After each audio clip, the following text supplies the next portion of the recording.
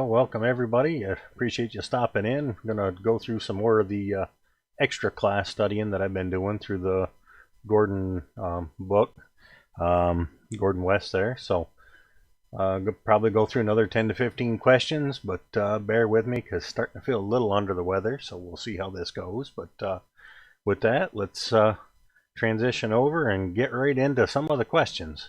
Feel free to join in or throw some answers up there. I'll try to watch the chat too. All right.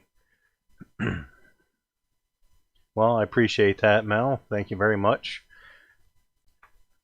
Definitely appreciate the support of the channel. I've been enjoying doing it along with playing radio, so really been fun for me. So as you can see, we're still continuing on with the 2020 to 2024 extra class question pool.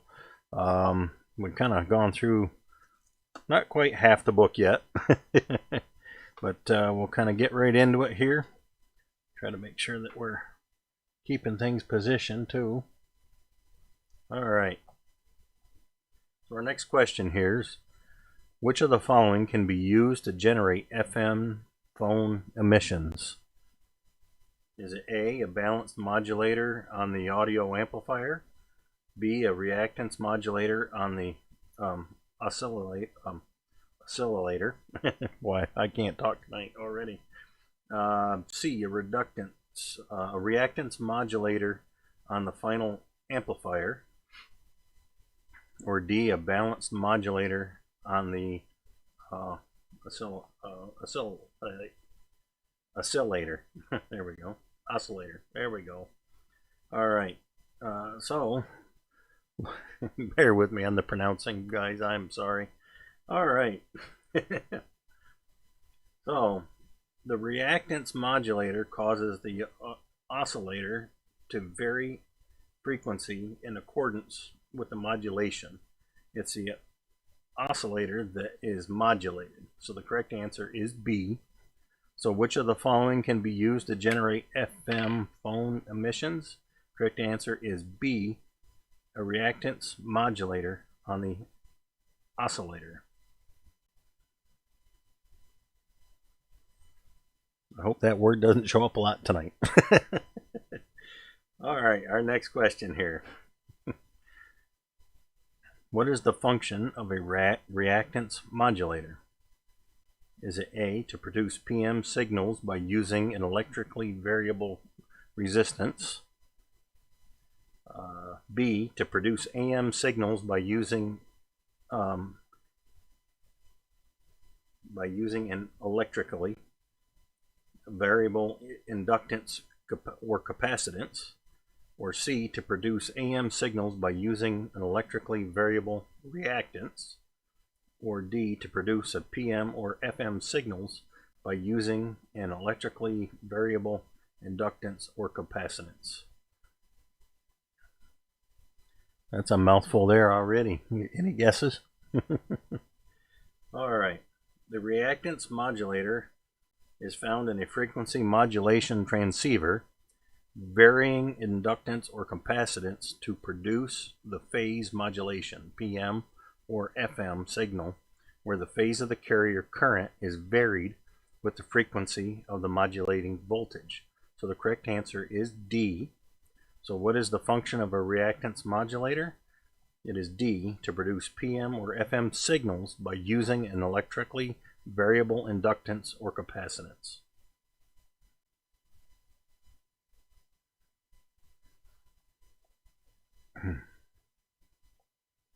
All right, next question here. And just so you guys are aware, this is the chapter Modulate Your Transmitters in here. We're basically up to page 102 right now. I think we're probably 15 or so questions into the current chapter here, just so you guys might be able to catch up. It's track 5, Modulate Your Transmitters. So I've gone through a few pages of it. So just so everybody kind of understands where we're at. So next question here. What circuit is added to an FM transmitter to boost the higher audio frequencies? Is it A, a de-emphasis network, B, a heterodyne suppressor, C, a heterodyne enhancer, or D, a pre-emphasis network? So, get right into it here. The pre-emphasis networks in modern FM transmitters help improve the signal-to-noise ratio by proportionally attenuating the less important lower audio frequencies for voice and boosting the voice intelligence in the higher audio frequencies. So the correct answer is D. So what circuit is added to an FM transmitter to boost the higher audio frequencies? Correct answer is D, a pre-emphasis network.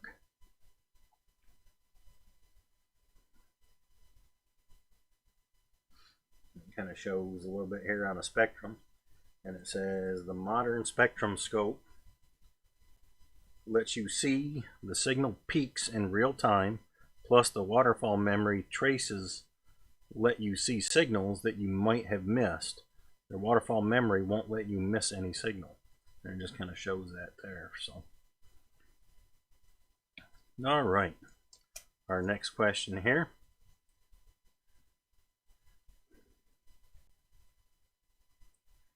What is one way a single sideband phone signal can be generated?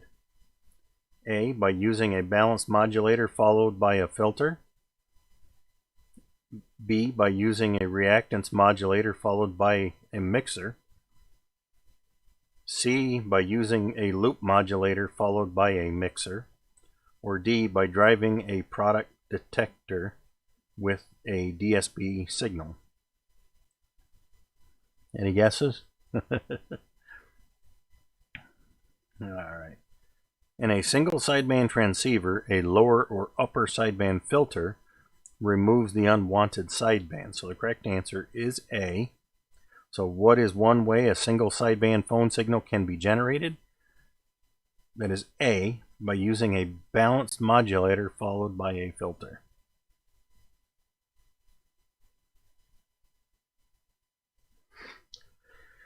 Alright, you can move on to the next one here. What is a common method of generating a single sideband signal using digital signal processing? A, mixing products are converted to voltages and subtracted by adder circuits. B, a frequency synthesizer removes the unwanted sidebands. Or C, varying quartz crystal characteristics emulated in digital form.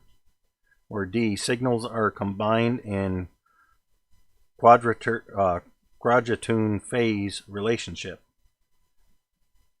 Alright, for single sideband signal transmissions, DSP relies on phase shifting the carrier and audio components by 90 degrees and sending this phase split to the single sideband balanced modulator. The output is a DSP upper or lower sideband with the carrier and unwanted sideband suppressed more than 40 dB. No heterodyning is required. All of this quadrature occurs in the DSP chip. Answer is D. So, what is a common method of generating a single sideband signal using digital signal processing? Correct answer is D. Signals are combined in quadrature phase relationship.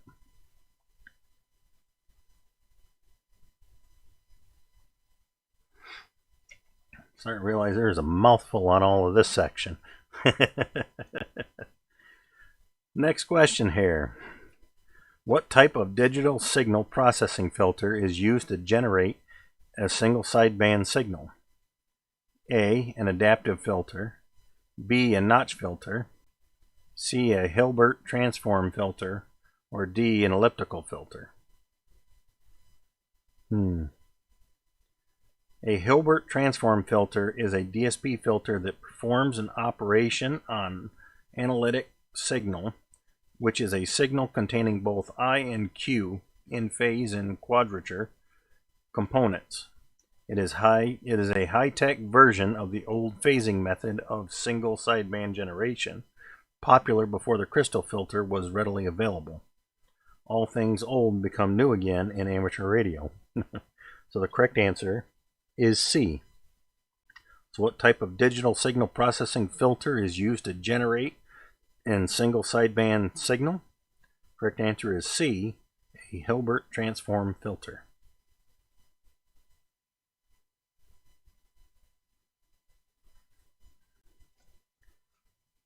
Move on to the next one here. So what is meant by the term baseband in radio communications? A, the lowest frequency band that the transmitter or receiver covers. B, the frequency range occupied by a message signal prior to modulation.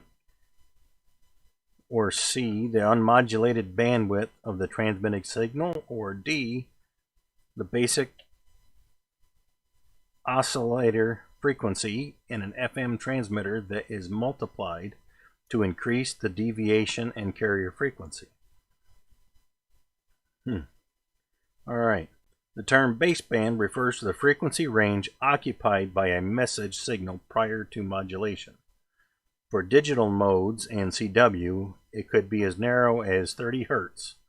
For sideband voice and FM, baseband frequency response could range from 2.5 to 25 kilohertz. Correct answer is B. So what is meant by the term baseband in radio communications? Answer is B, the frequency range occupied by a message signal prior to modulation.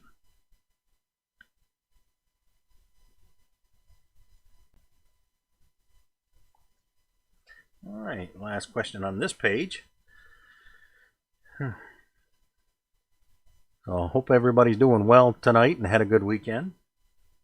All right, next question here. Which of the following constitutes a spurious emission? A, an amateur station transmission made without the proper call sign identification. B, a signal transmitted to prevent its detection by any station other than intended recipient. C, any transmitted signal that unintentionally interferes with other licensed radio station. Or D, an emission outside the signal's necessary bandwidth can be reduced or eliminated without affecting the information transmitted.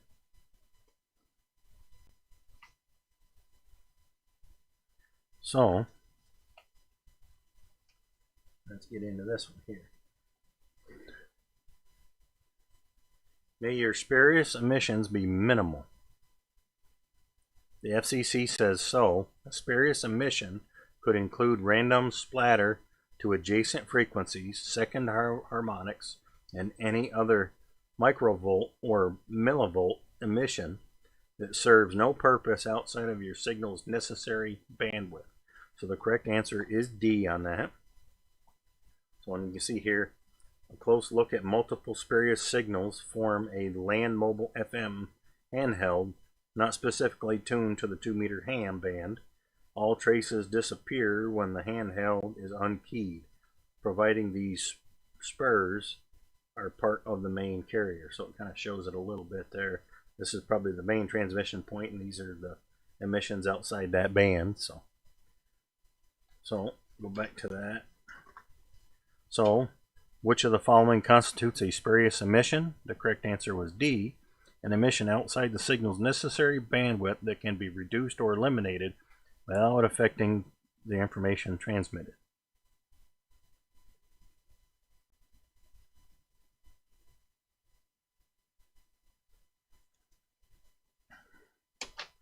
All right.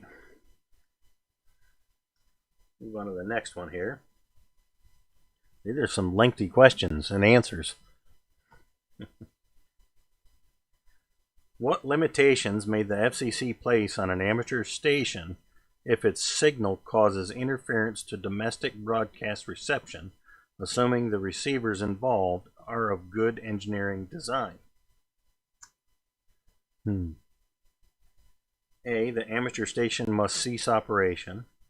B, the amateur station must cease operation on all frequencies below 30 megahertz. C, the amateur station must cease operation on all frequencies above 30 megahertz. Or D, the amateur station must avoid transmitting during certain hours on frequencies that cause interference. If the FCC gets involved in an interference issue with your neighbor and it finds that your neighbor has a nice clean receiver of modern design and your 1.5 kilowatt output is coming in over that receiver, the FCC could impose quiet hours on your transmission on specific band where you are causing the interference. So suggest you don't run the kilowatt during ball games. That's a good one. So the correct answer is D.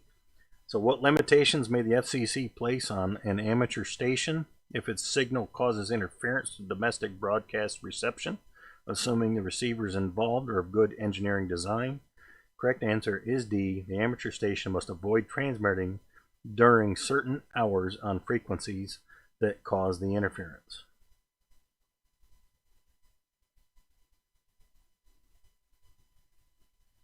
So basically they'll put you in timeout.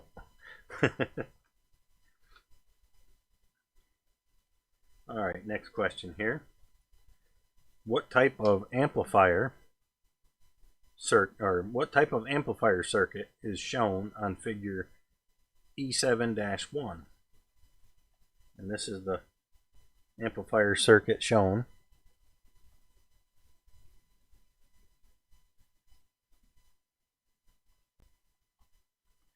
So, is it A, common base, B, common collector, C, common emitter, or D, emitter follower? A common emitter amplifier is shown on figure E7-1. It is the most common voltage amplifier circuit. While the emitter is not always connected directly to ground, it is also known as grounded emitter amplifier.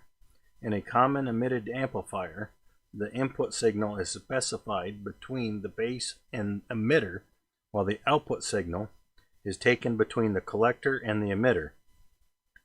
The collector and the associated load resistor form a voltage divider, with the transistor acting as a variable resistor in series with the load reactance, or load resistance, At rest, the voltage at the collector of a properly functioning common emitter amplifier would be about half the supply voltage.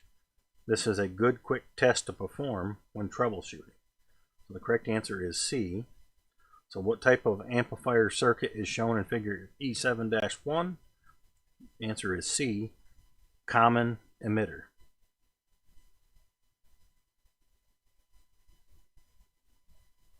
We'll kind of let that see the diagram there again a little bit.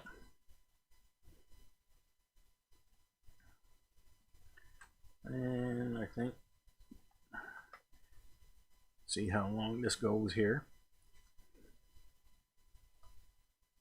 Okay, next question here.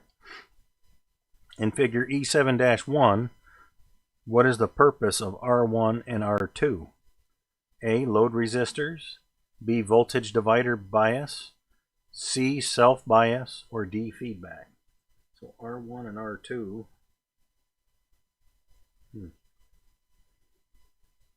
Kind of shows you there, R1 and R2. You can see them right here. This reminds you a little bit of Thevenin's theorem, doesn't it? Well, if I knew who that was or what that was. R1 and R2 form a voltage divider to set the voltage and the current at the base of the transistor for voltage divider bias. So the correct answer is B. So in figure E7-1, what is the purpose of R1 and R2? That is B, voltage divider bias. And just so people can see the figure again, it was referring to R1 and R2 forming the voltage divider bias on this diagram.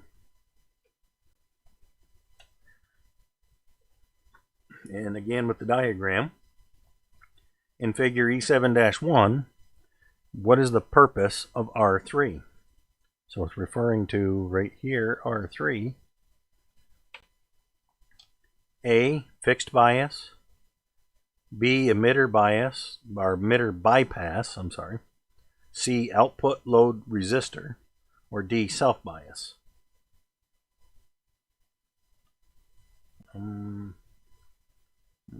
Not sure. I'm thinking A, the fixed bias, maybe, but or self bias, one of the two. Current through R3 produces a voltage drop that affects the base emitter bias voltage. Since the transistor's collector and base current determine the voltage at the emitter, it is called self bias. Answer is D. So R3 right here in the diagram is going to be a self bias. So in figure E7-1, what is the purpose of R3? Correct answer is D, self bias. If you're just listening in and not watching the video, it's going to be a little confusing with these because it's all basing off from a diagram on one of the pages. So. All right, next question here. How are the capacitors and inductors of a low-pass filter pi network arranged between the network's input and output? Is it A, two inductors are in a series between the input and output, and capacitor is connected between the two inductors and ground? B, two capacitors are in series between the input and output, and an inductor is connected between the two capacitors and ground? Or C, the inductor is connected between the input and ground, another inductor is connected between the output and ground, and a capacitor is connected between the input and output? Or D, a capacitor is connected between the input and ground, another capacitor is connected between the output and ground, and an inductor is connected between input and output? The pi network features a capacitor in parallel with the input, a second capacitor in parallel with the output, and an inductor in series between the two. Looks like Greek letter pi. Answer is D. That kind of shows some of these matching networks here. So how are the capacitors and inductors of a low-pass filter pi network arranged between the network's input and output? Correct answer is D. A capacitor is connected between the input and ground, another capacitor is connected between output and ground, and an inductor is connected between input and output.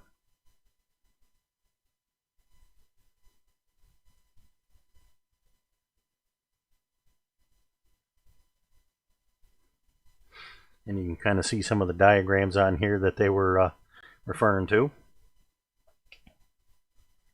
You see, what are we doing time-wise? I'm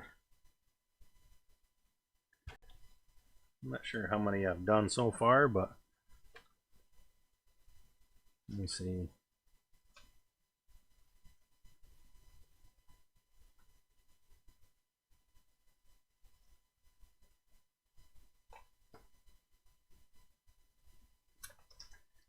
Yeah. Given where I'm at for time and what we've covered, I think we'll leave off there. Thank you, Mel. I appreciate the feedback. That's kind of what I was doing this right along. Let me switch this over here a little bit. I've been kind of doing it similar to this right along, but I gotten some feedback before from somebody which asked me to try to turn the volume up a little bit, and I played with the microphone stuff and got it where it wasn't getting a whole lot of feedback. And they asked that when I go through the answer part to read the question the second time with the correct answer after I go through like the different explanation of what the answer is. So I've been trying to do that right along, and I think it's working. So I definitely appreciate any feedback I'm getting, anything to make it kind of a little better. But it's been, I try to do 10 to 15 questions a night. That way it's not too much. With this stuff, it definitely could get a little excessive to kind of retain anything you're talking about or going over, and lose interest, even myself, as I'm reading. So, but I definitely appreciate those that stopped in and watched, and anybody that watches the videos outside of the live. It's all greatly appreciated. And with that, I'll say 7-3 to all, and hope everybody has a good rest of their night.